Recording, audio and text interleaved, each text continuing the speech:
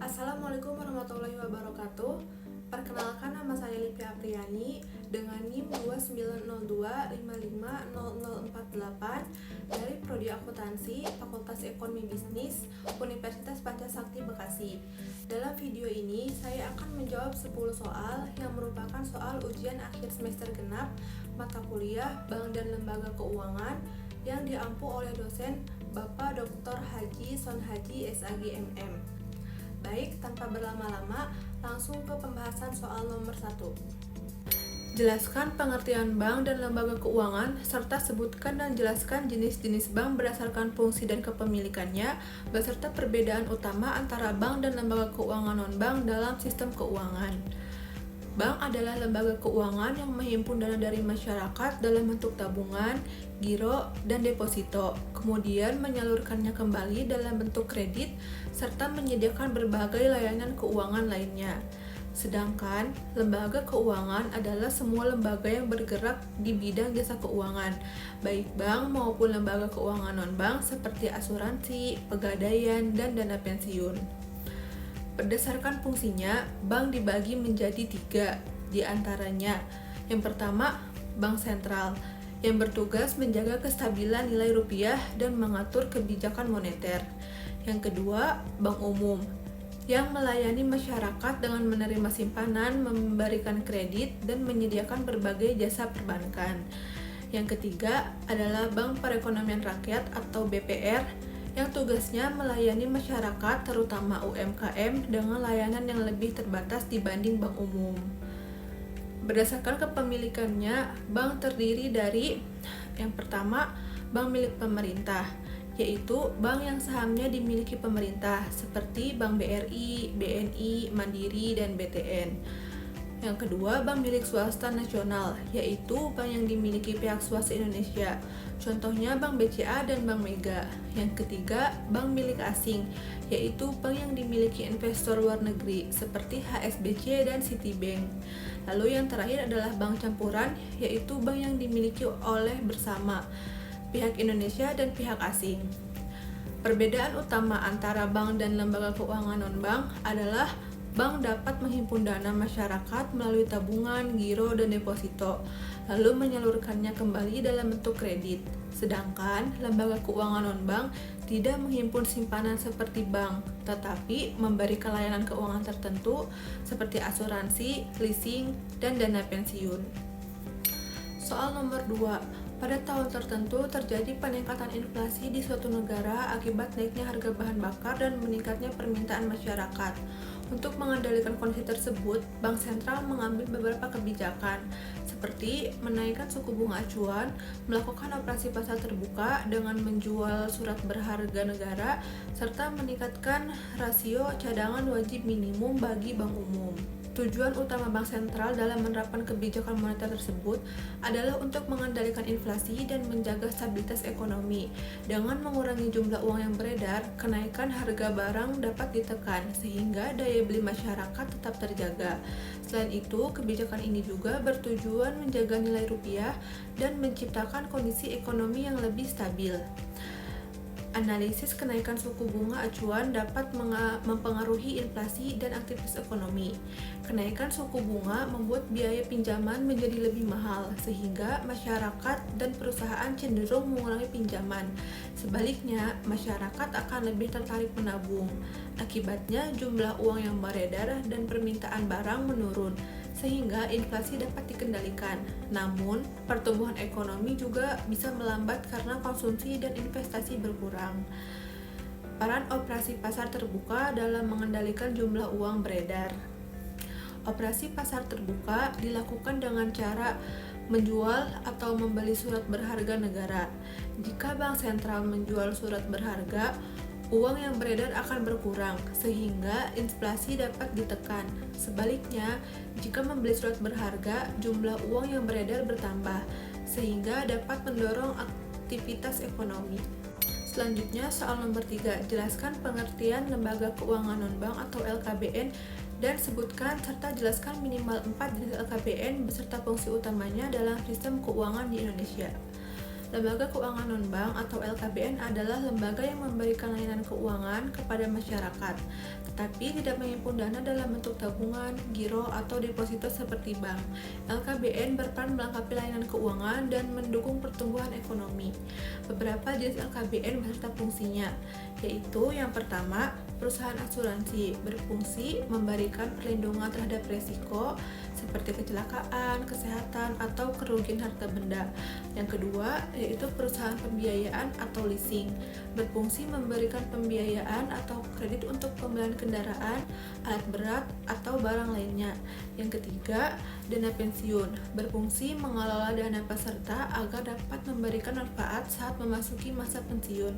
Lalu yang terakhir, pegadaian, berfungsi memberikan pinjaman kepada masyarakat dengan jaminan barang berharga. Lanjut soal nomor 4. Jelaskan penyebab utama terjadinya krisis perbankan, serta sebutkan dan jelaskan 3 langkah penanganan yang dapat dilakukan oleh otoritas pengawas dalam menyelesaikan masalah keuangan pada bank yang mengalami kesulitan likuiditas dan solvabilitas. Krisis perbankan terjadi ketika bank mengalami masalah keuangan, sehingga tidak mampu menjalankan kegiatan usahanya dengan baik. Penyebab utamanya antara lain tingginya kredit macet atau NPL, lemahnya manajemen risiko, penarikan dana besar-besaran oleh nasabah, serta kondisi ekonomi yang memburuk. Untuk mengatasinya, otoritas pengawas dapat melakukan beberapa langkah, di antaranya memberikan bantuan likuiditas agar bank memiliki dana yang cukup untuk memenuhi kewajiban kepada nasabah. Lalu, melakukan penyehatan bank, seperti menambah modal, memperbaiki manajemen, atau melakukan merger dengan bank lain agar kondisi bank kembali sehat. Selanjutnya, melakukan resolusi bank melalui LPS, yaitu menyelamatkan atau menutup bank sesuai ketentuan yang berlaku, sekaligus menjamin simpanan nasabah yang memenuhi syarat agar kepercayaan masyarakat tetap terjaga. Soal nomor 5. Dalam praktik perbankan syariah, akad murabahah sering digunakan dalam pembiayaan pembelian barang.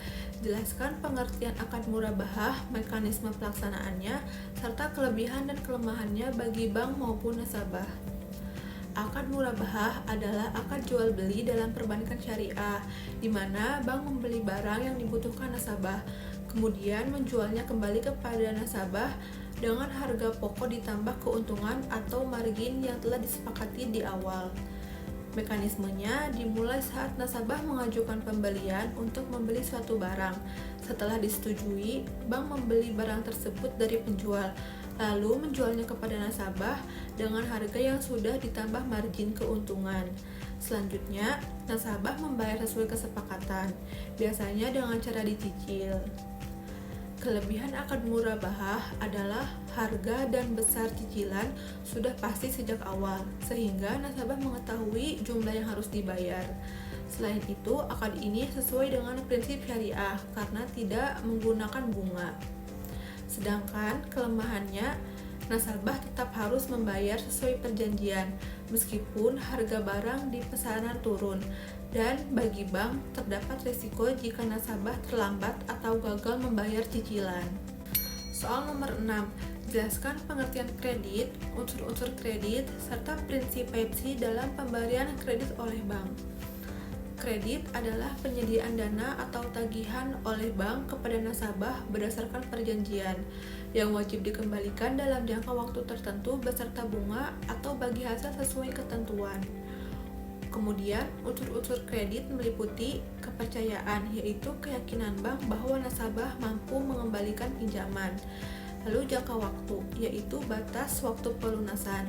Selanjutnya risiko, yaitu kemungkinan terjadinya gagal bayar, serta yang terakhir prestasi, yaitu dana atau fasilitas yang diberikan bank kepada nasabah.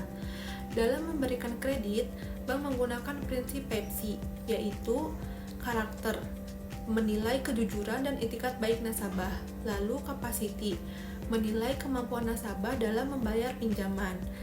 Selanjutnya kapital, melihat kondisi atau modal yang dimiliki nasabah. Yang selanjutnya kolateral, yaitu jaminan yang diberikan sebagai pengamanan kredit. Dan yang terakhir yaitu condition of economy, yaitu mempertimbangkan kondisi ekonomi dan usaha nasabah. Soal nomor 7, jelaskan pengertian manajemen risiko dalam perbankan. Sebutkan jenis-jenis risiko yang dihadapi bank, serta upaya yang dilakukan bank untuk meminimalkan risiko tersebut.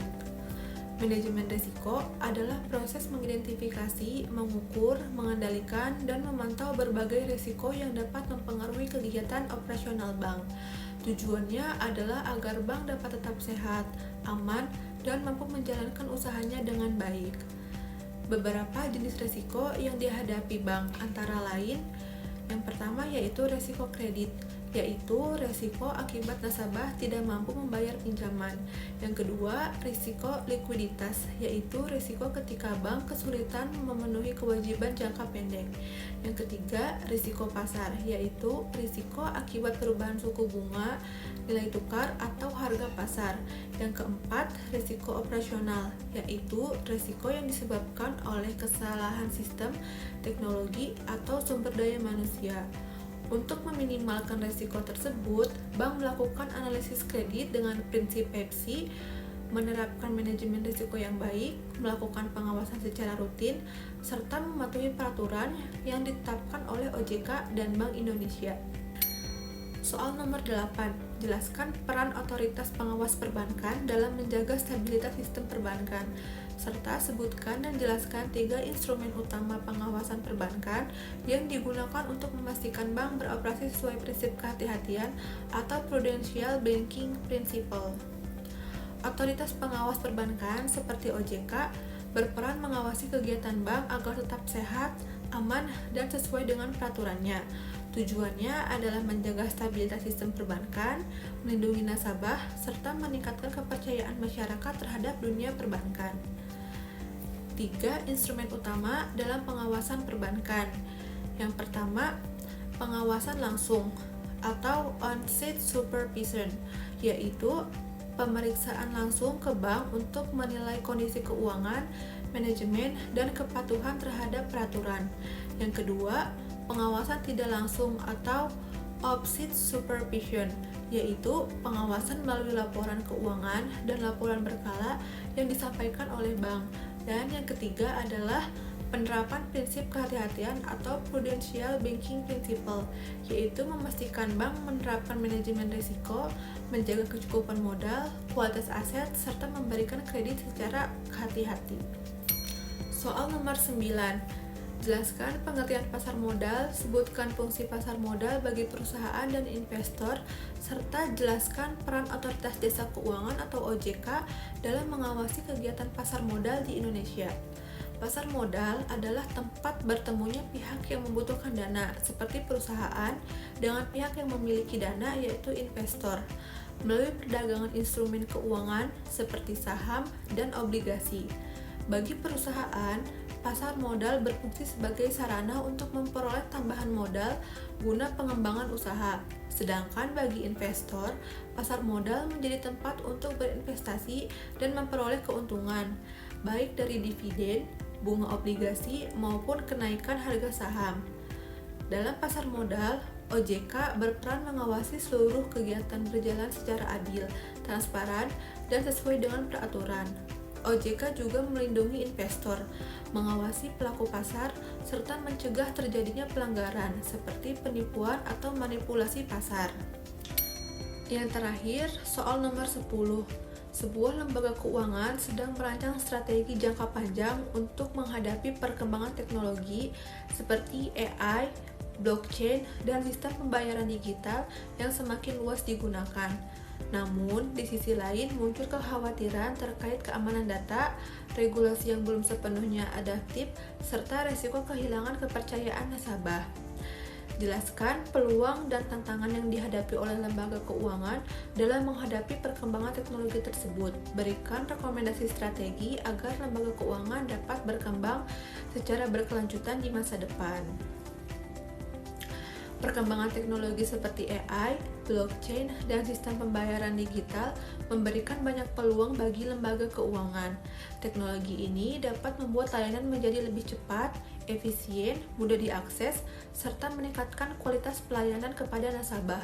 Selain itu, teknologi juga membantu bank menghasilkan data dan mendeteksi risiko dengan lebih baik.